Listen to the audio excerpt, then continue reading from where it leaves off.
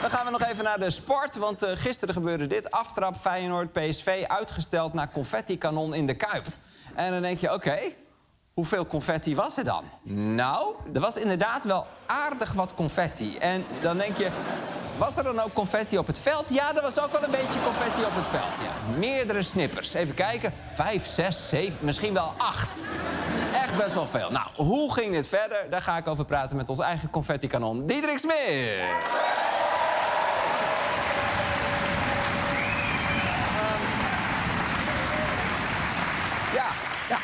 Hallo. Hallo. Wat een gekke middag was het gisteren, hè? Zeker.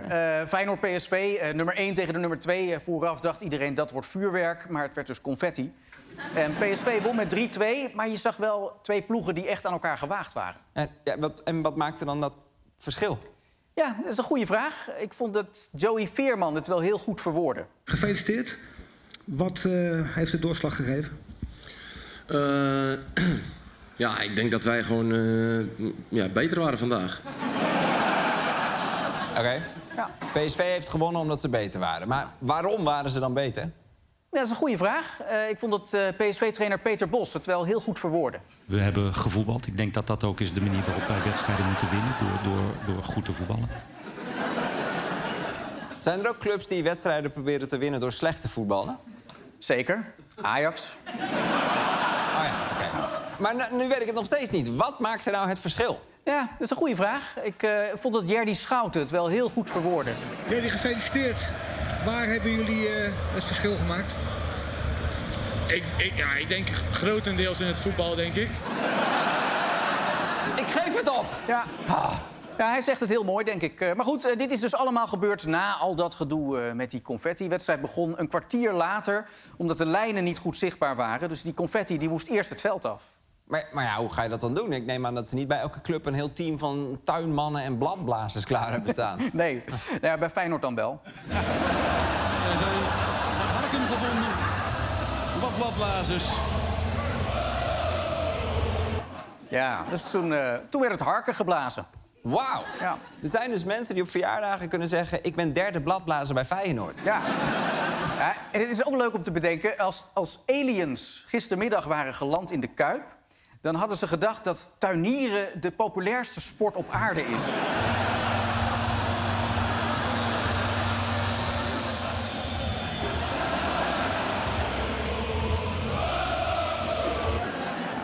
Ja, vorige week heb ik mijn tuinwinter klaargemaakt... maar er kwamen niet 40.000 mensen op af. Nee.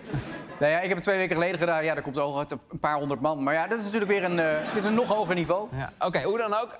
Na een kwartier kon de wedstrijd eindelijk beginnen, toch? Ja, in principe wel.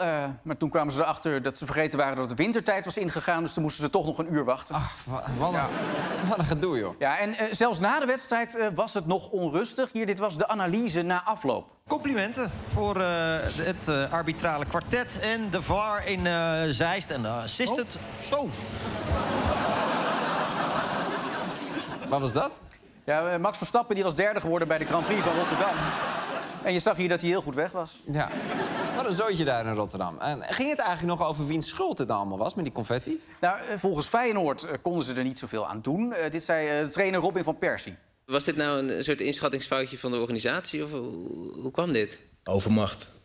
Ja, het is ook niet makkelijk als er zoveel troep op het veld ligt. We moeten toch af. Ja. Laat je het dan gebeuren door de wind. De hoop dat de wind goed staat. Of ga je er toch nog wat aan doen? Ja. Maar wat is dit nou? Er wordt met allemaal confetti-kanonnen op het veld geschoten. Dat is toch geen overmacht? Nou ja, niemand had kunnen voorspellen dat het zo kort voor de wedstrijd ineens confetti zou gaan regenen. Dus dit was gewoon domme pech. En zaterdagavond dan speelt Feyenoord thuis tegen Volendam. En dan zou het gewoon weer kunnen gebeuren. Als je ook de verwachting ziet voor de komende dagen, kijk maar even mee. Hier. Dus dit is dus gistermiddag in Rotterdam, veel confetti gevallen daar... en op sommige plekken meer dan 3 centimeter.